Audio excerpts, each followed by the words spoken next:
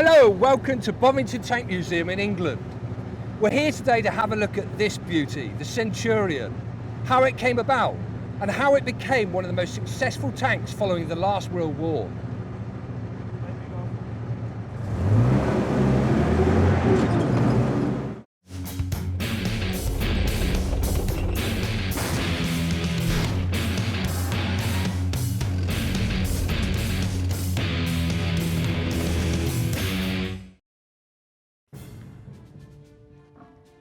By early 1943, about halfway through the war, British tanks were in a bad way. Chronically unreliable, undergunned and mostly weakly armoured, with the notable exception of the Churchill. But by this time, the British did at least have the right ingredients. They just weren't all on the same tank. There was a really exceptional gun, the 17-pounder, originally a towed artillery gun, and a match for the German 88. There was also a powerful and reliable engine in the Rolls-Royce Meteor, fitted to the Comet, and previously the Cromwell. And, most important, there was now the combat experience to help design a really viable tank. Attempts have been made to squeeze the 17-pounder gun into existing tanks, like the Sherman Firefly.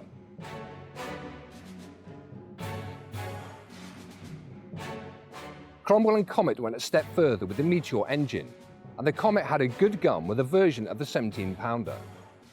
But both had thin, unsloped armour which made them vulnerable.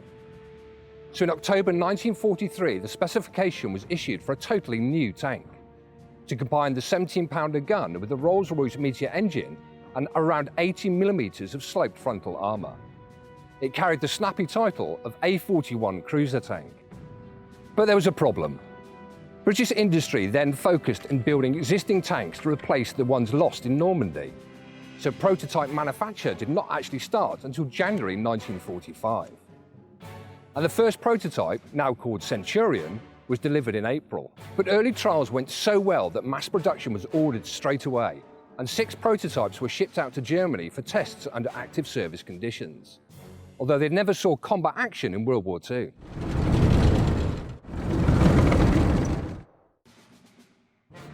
This is the Centurion Mark I, weighing in at 45 tons.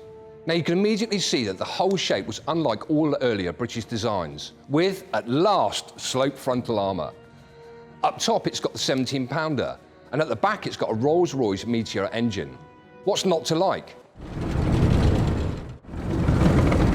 In the armour department, this new tank was so much better protected than its predecessors. There's over 150mm on the turret, and over 76mm here on the front. Now this doesn't seem very much, and it was in fact no more than the Comet, which you can see just over here. Remember that it's now quite steeply sloped, effectively making it 94mm. Our very British way of describing guns at the time needs a bit of translation. This 17-pounder translates into 76.2mm. Now this may not sound that big, but it was as good as the German 75mm of the Panther, and at a higher muzzle velocity than the German 88mm, with a similarly flat trajectory. With a standard armoured piercing round, it could penetrate 150mm of armour at 1,000 metres. With a newly arriving discarding Sabo, the APDS round, this went up to a whopping 233mm at the same range, more than enough to see off any likely opposition at the time. It was a visibly big improvement over the 75 that the British tankers had been using. Secondary armament was unusual. Instead of a coaxial machine gun, the Mark I Centurion actually had a 20mm pulsing cannon, a simplified version of the Oerlikon. This was for use on targets that didn't call for the big gun, like trucks, armoured cars and infantry. There was no whole machine gun, soon to be the case on all modern tanks. Under here is the famous Rolls-Royce Meteor engine. Now we can't see this one, but we can do better. This cutaway gives us a great view of the engine. A V12 pushing out around 650 brake horsepower. It was a D-rated variant of the legendary Rolls-Royce Merlin engine, which had famously powered planes like the Spitfire Hurricane and Lancaster Bomber, and many more.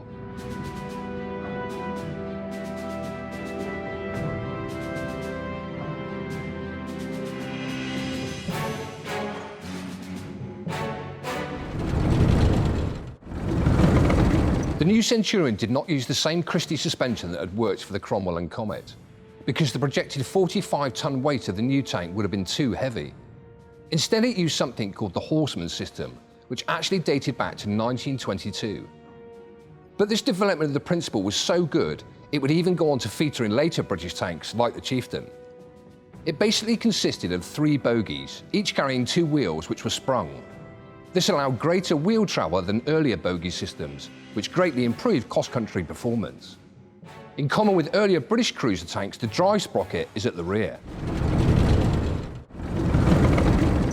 This is a Mark III. There were a number of improvements, but mostly to the firepower. It now had a totally new cast turret with a 20-pounder or 83.5mm gun, which had a fully stabilised gun control system for accurate firing on the move.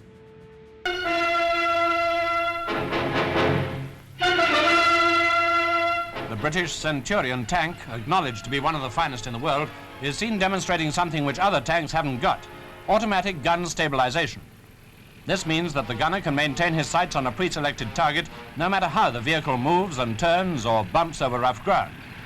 It'd be impossible for the gunner to fire with accuracy in such conditions without the stabilizer, but with it, well, the picture gives the answer to that one.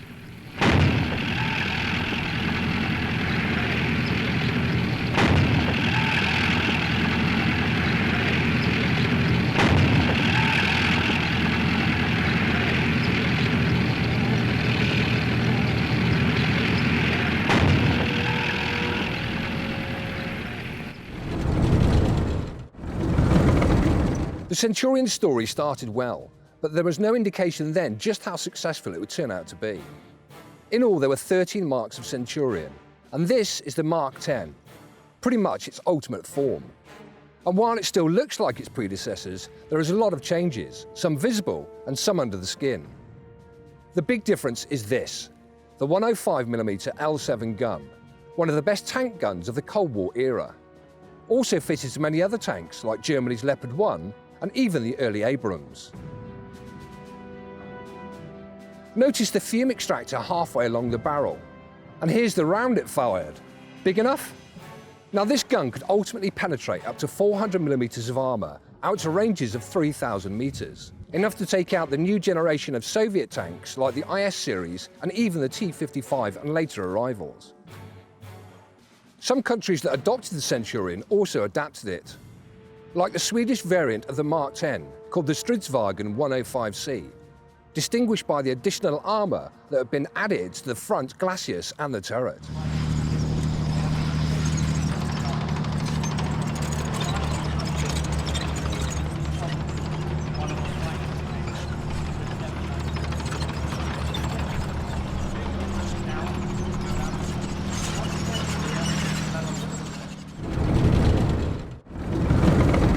Here on the right of the turret is the commander's position, and you can see all the way around him he's got episcopes, giving him very good 360-degree view. When he's inside the turret, he's also got a number of controls. He's got turret traverse, and also the radio controls, which are just to my right at the moment.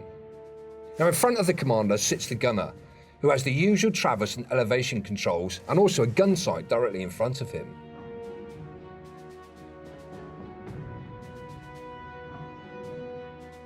Over to the left in the turret we find the loader's position.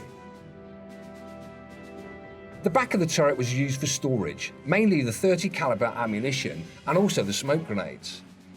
Up front, on his own, is the driver, and he has all the usual controls. Down there's the clutch, the brake and also the accelerator pedals, and the gear levers in the centre. The steering levers are further forward on each side, and that lever on the right is the handbrake. The museum have got this fantastic cutaway of the Centurion. It's actually been sliced in half, and what it does is give us a really good representation. You can see the close confinement the crew worked under. Across on the right-hand side of the tank there, we can see in the uppermost position we've got the commander. Now the commander's fully closed down, i.e. his hatch is closed at the moment. Directly in front of him, and you can see how close they're sitting, we've got the gunner's position and all the optical equipment in front of there. And the gunner's position, to be perfectly frank, exactly the same as nowadays on vehicles. Worst position of the tank, no room whatsoever and quite uncomfy. In front of those two, we've also got the driver, which you can't actually see at the moment. Now if we move across to the left-hand side here, we've got the loader's position. Now straight away you can see that the loader's got the most room in the turret, and he's actually got the ability to stand up and stretch his legs a little bit. It's a great cutaway here, and it clearly shows the radio installation that he's got behind him, and also at the moment you can see that the loader's in the process of loading around into the breach.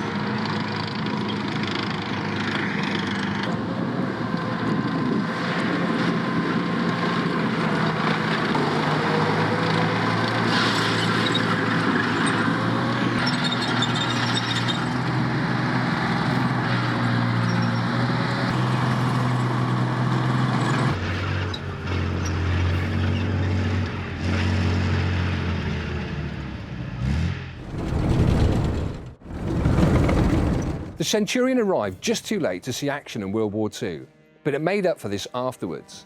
First in Korea, then Vietnam, India, the Middle East and Africa.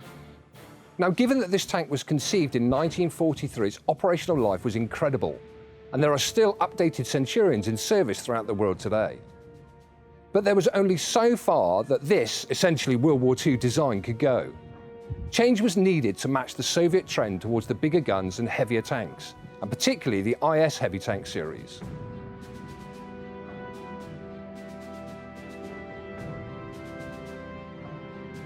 The 105mm L7 met the need for a long time, but even that was not going to last forever. In its current form, the Centurion's turret could not mount ever bigger guns. So as part of the development work to find a successor to the Centurion, new turret designs were trialled. Come with me. This is the Vehicle Conservation Centre, and it's absolutely cram-packed with interesting vehicles.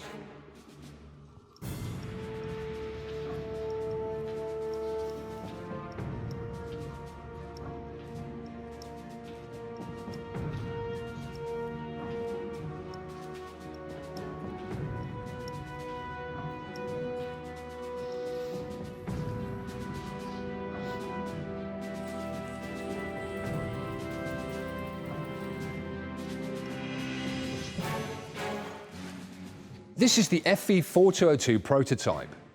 Now, the chassis is standard Centurion, but the turret is new.